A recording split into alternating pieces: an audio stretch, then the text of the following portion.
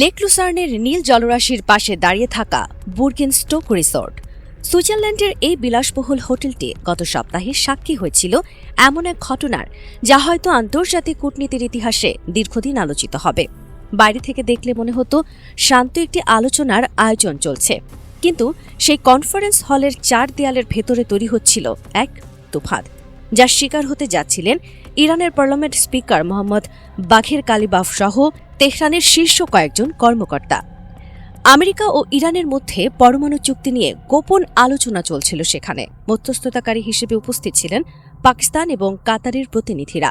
পুরো বিশ্ব আশা করছিল যে হয়তো মধ্যপ্রাচ্যে উত্তেজনা কমার একটি সুযোগ তৈরি হচ্ছে। তেহরান এবং ওয়াশিংটনের মধ্যে কথোপকথনের এই সুযোগটি অনেকদিন পর এসেছিল। কূটনৈতিক মহলে একটি আশাবাদী পরিবেশ বিরাজ করছিল, কিন্তু ঠিক সেই মুহূর্তে আটলান্টিকের ওপার থেকে ভেসে আসে এক বজ্রধ্বনি। ফক্স নিউজের একটি লাইভ সাক্ষাৎকারে মার্কিন প্রেসিডেন্ট ডোনাল্ড ট্রাম্প এমন কিছু বলে বসেন যা আন্তর্জাতিক কূটনীতির সকল নিয়মকানুনকে পদদলিত করে। ক্যামেরার দিকে তাকিয়ে তিনি ইরানকে হুমকি দেন যে যদি তারা হরমুজ প্রণালী বন্ধ করার চেষ্টা করে তাহলে তাদের দেশ বলে আর কিছুই থাকবে না। এখানেই শেষ নয়, তিনি আরও এক ধাপ এগিয়ে গিয়ে সুইজারল্যান্ডে উপস্থিত ইরানি প্রতিনিধি দলকে সরাসরি হুমকি দেন। তার ভাষায়, তোমরা তোমাদের দেশে জীবিত ফিরতেও পারবে না। একজন ক্ষমতাসীন রাষ্ট্রপ্রধানের মুখ থেকে এমন প্রকাশ্য হুমকি শুনে সুইজারল্যান্ডের সেই আলোচনা কক্ষে নেমে আসে থমথমে নীরবতা। কূটনীতিকদের ভাষায় এটা ছিল সরাসরি হত্যার ইঙ্গিত। ট্রাম্পের এই অবমাননাকর বক্তব্যের প্রতিবাদে মোহাম্মদ বাঘের গালিবাফ এবং তার পুরো দল তাৎক্ষণিকভাবে আলোচনা ত্যাগ করে হলরুম থেকে বেরিয়ে যাওয়ার সিদ্ধান্ত নেন। আন্তর্জাতিক সংবাদ মাধ্যম ব্রেকিং নিউজ চালাতে শুরু করে যে ট্রাম্পের কটূক্তির কারণে ইরান ওয়াকআউট করেছে, কিন্তু আসল কাহিনীটি ছিল সম্পূর্ণ ভিন্ন, যা মূলধারার মিডিয়ার চোখে ধরা পড়েনি। তা হল পর্দার আড়ালে চলা এক মরণপণ গুপ্তচর বৃত্তির খেলা। রাশিয়ান ফরেন ইন্টেলিজেন্স সার্ভিস বা এসভিআর গত কয়েকদিন ধরে সিআইএ এবং মোসাদের গোপন যোগাযোগের ওপর নজরদারি চালাচ্ছিল। তাদের ইন্টারসেপ্ট করা তথ্য থেকে উঠে আসে এক চাঞ্চল্যকর বাস্তবতা। ট্রাম্পের সেই হুমকি কোনো ফাঁকা বুলি ছিল না। আমেরিকা এবং ইসরায়েল মিলে সুইজারল্যান্ডের সেই কনফারেন্স হলেই একটি ভয়ঙ্কর ফলস ফ্ল্যাগ অপারেশন সাজিয়ে রেখেছিল। পরিকল্পনাটি ছিল নিখুঁত। হলরুমের ভেতরে হঠাৎ একটি মারাত্মক দুর্ঘটনা ঘটানো হবে, যার একমাত্র লক্ষ্য হবেন ইরানের শীর্ষ নেতারা। লেক লুসার্নের সেই শান্ত রিসোর্টকে পরিণত করা হবে ইরানি কর্মকর্তাদের সমাধিস্থলে। সবকিছু প্রস্তুত ছিল, শুধু সময়ের অপেক্ষা। কিন্তু এই ভয়াবহ তথ্য হাতে পাওয়ার পর মস্কোর কন্ট্রোল রুমে বেজে ওঠে জরুরি অ্যালার্ম। প্রেসিডেন্ট পুতিনের সামনে এসে দাঁড়ায় এক কঠিন সিদ্ধান্ত। সুইজারল্যান্ড সম্পূর্ণভাবে ন্যাটোর গোয়েন্দা নজরদারির আওতায় থাকা একটি দেশ। সেখানে সরাসরি কোনো রাশিয়ান এজেন্টের প্রবেশ মানে নিজের গলায় চালানোর মতো। কিন্তু মিত্রকে বাঁচাতেই হবে। এই নীতিতে অটল থেকে পুতিন সবুজ সংকেত দেন একটি অসম্ভব মিশনের জন্য। ন্যাটোর অত্যাধুনিক রাডার, সিসিটিভি নেটওয়ার্ক এবং কাউন্টার ইন্টেলিজেন্স গ্রিড পুরোপুরি ফাঁকি দিয়ে সুইজারল্যান্ডের মাটিতে প্রবেশ করে রাশিয়ার একজন ছায়া গুপ্তচর। সময় দ্রুত ফুরিয়ে আসছিল। ইরানি প্রতিনিধি দলকে সরাসরি সতর্ক করাও ছিল অত্যন্ত ঝুঁকিপূর্ণ, কারণ তাদের প্রতিটি ফোন কল এবং চলাফেরা সিআইএ এবং মোসাদের স্পাইওয়ার দ্বারা পর্যবেক্ষণ করা হচ্ছিল। তখন রুশ গোয়েন্দারা বেছে নেয় এক বুদ্ধিদীপ্ত কৌশল। তারা মাধ্যম হিসেবে ব্যবহার করে মধ্যস্থতাকারী দেশ পাকিস্তানকে। কনফারেন্স হলের বাইরে একটি ব্লাইন্ড স্পটে, যেখানে কোনো ক্যামেরার নজর ছিল না, সেখানে রুশ এজেন্ট গোপনে সাক্ষাৎ করেন পাকিস্তানের প্রধানমন্ত্রীর এক অত্যন্ত ঘনিষ্ঠ নিরাপত্তা উপদেষ্টার সাথে। জেমস বন্ডের কোনো সিনেমাকেও হার মানাবে এমন সেই কয়েক সেকেন্ডের মিটিংয়ে রুশ এজেন্ট পাকিস্তানি কর্মকর্তার হাতে তুলে দেন একটি ক্লাসিফাইড ইন্টেলিজেন্স ড্রাইভ এবং একটি এনক্রিপ্টেড বার্তা। বার্তাটি ছিল সংক্ষিপ্ত কিন্তু প্রাণঘাতী গুরুত্বপূর্ণ।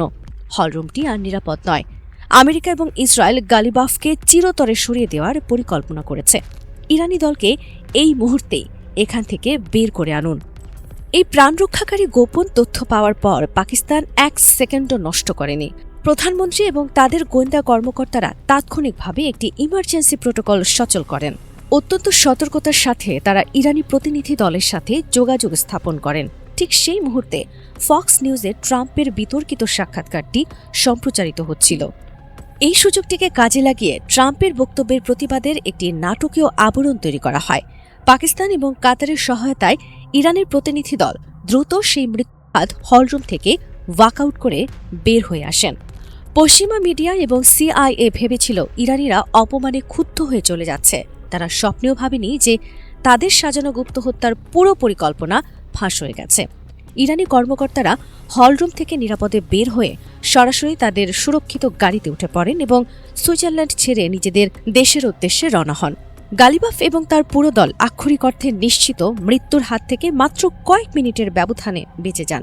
যখন আমেরিকা এবং ইসরায়েলি হিট স্কোয়াড বুঝতে পারে যে তাদের টার্গেট হাতছাড়া হয়ে গেছে এবং পুরো অপারেশন ফাঁস হয়ে গেছে, তখন তাদের মাথায় আকাশ ভেঙে পড়ে। সিআইএ এবং মোসাদের সদর দপ্তরে তৈরি হয় তীব্র হতাশা। ন্যাটোর নাকের ডগায় তাদের সবচেয়ে সুরক্ষিত এলাকায় রাশিয়ার এই দুঃসাহসিক কাউন্টার ইন্টেলিজেন্স মিশন পশ্চিমা গোয়েন্দা সংস্থাগুলোর দুর্বলতা বিশ্বের সামনে উন্মোচিত করে দিয়েছে। এটা ছিল তাদের জন্য এক বিশাল অপমান। বিশ্বের সবচেয়ে শক্তিশালী গোয়েন্দা নেটওয়ার্ক বলে দাবি করা সংস্থাগুলো এভাবে বোকা বনে গেল।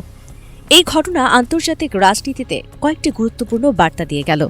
প্রথমত, ডোনাল্ড ট্রাম্পের ঔদ্ধত্যপূর্ণ বক্তব্য প্রমাণ করে যে আমেরিকা এখন আর কূটনীতিতে বিশ্বাস করে না। তারা সন্ত্রাসীদের মতো আচরণ করছে। একজন রাষ্ট্রপ্রধান প্রকাশ্যে অন্য দেশের প্রতিনিধিদের মৃত্যুর হুমকি দিচ্ছেন। এটা কূটনীতির সব নিয়ম ভঙ্গ করে। দ্বিতীয়ত, রাশিয়া প্রমাণ করে দিল যে তারা শুধু যুদ্ধক্ষেত্রেই নয়, গোয়েন্দা জগতেও তাদের মিত্রদের ছায়ার মতো রক্ষা করে।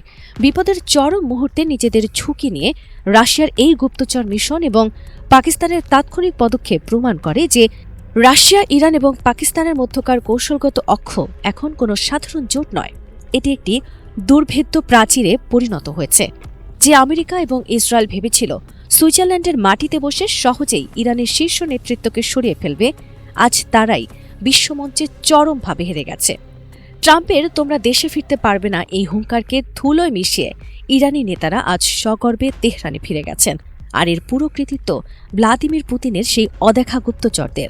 এই ঘটনা থেকে স্পষ্ট হয়ে ওঠে যে ন্যাটোর কঠোর নজরদারি এড়িয়ে সুইজারল্যান্ডের মাটিতে রাশিয়ার এই দুঃসাহসিক মিশন প্রমাণ করে সিআইএ এবং মোসাদের গোয়েন্দা আধিপত্যের দিন শেষ হয়ে আসছে। তারা আর অপ্রতিরোধ নয়, রাশিয়া তাদের সমকক্ষ, বরং কিছু ক্ষেত্রে এগিয়ে। ট্রাম্পের প্রকাশ্য মৃত্যু হুমকি এবং রাশিয়ার এই প্রাণ রক্ষাকারী অপারেশনের পর প্রশ্ন উঠেছে যে আমেরিকা কি আদৌ আর কোনোদিন আন্তর্জাতিক মধ্যস্থতায় বিশ্বাসযোগ্যতা ফিরে পাবে? যে দেশ নিজেই শান্তি আলোচনার মাঝখানে গুপ্ত হত্যার পরিকল্পনা করে, সেই দেশকে কিভাবে বিশ্বাস করা যায়? এই ঘটনা বিশ্ব রাজনীতিতে একটি নতুন অধ্যায়ের সূচনা করেছে। এটা প্রমাণ করেছে যে পশ্চিমা একপেশে আধিপত্যের যুগ শেষ হয়ে আসছে। নতুন শক্তিকেন্দ্র গড়ে উঠছে, যেখানে রাশিয়া, চীন, ইরান, পাকিস্তান এবং অন্যান্য দেশ একসাথে মিলে একটি বহুমেরু বিশ্বের ভিত্তি তৈরি করছে। সুইজারল্যান্ডের এই ঘটনা আরও একটি বিষয় স্পষ্ট করে দিয়েছে। যে দেশগুলো মনে করছিল নিরপেক্ষ থেকে উভয় পক্ষের সাথে সম্পর্ক রাখতে পারবে, তাদের জন্য এখন অবস্থান স্পষ্ট করার সময় এসেছে। কারণ পশ্চিমা দেশগুলো তাদের মিত্রদের মাটিকেও ব্যবহার করছে গুপ্ত হত্যার জন্য। এই ঘটনার পর ইরান আরও সতর্ক হয়ে গেছে। তারা বুঝে গেছে যে আমেরিকার সাথে কোনো আলোচনায় বসা মানে নিজের জীবন ঝুঁকিতে ফেলা। পশ্চিমারা আর কূটনীতি মানে না, তারা শুধু শক্তি এবং প্রতারণা বোঝে। একই সাথে এই ঘটনা রাশিয়া, ইরান, পাকিস্তান অক্ষকে আরও শক্তিশালী করেছে। তারা বুঝে গেছে যে একসাথে থাকলে তারা যে কোনো হুমকি মোকাবেলা করতে সক্ষম। পশ্চিমা ষড়যন্ত্র তাদের ভাঙতে পারবে না। এই ঘটনা পাকিস্তানের ভূমিকাকেও নতুন আলোয় দেখার সুযোগ দিয়েছে। তারা প্রমাণ করেছে যে গুরুত্বপূর্ণ মুহূর্তে তারা সঠিক সিদ্ধান্ত নিতে পারে। পশ্চিমা চাপের মুখেও তারা তাদের মিত্রদের পাশে দাঁড়িয়েছে। সুইজারল্যান্ডের এই ঘটনা ইতিহাসে লেখা থাকবে কিভাবে একটি নিখুঁত গুপ্ত হত্যার পরিকল্পনা এক দুঃসাহসিক গুপ্তচর মিশনের মাধ্যমে ব্যর্থ হয়ে যায়। এটা প্রমাণ করে যে বিশ্ব রাজনীতিতে এখনও ন্যায়ের পক্ষে শক্তি রয়েছে। এখনও এমন দেশ আছে যারা নীতি এবং মিত্রতার মূল্য দেয়। রাশিয়া সেই প্রমাণ রেখেছে। তারা দেখিয়ে দিয়েছে প্রকৃত বন্ধু কাকে বলে।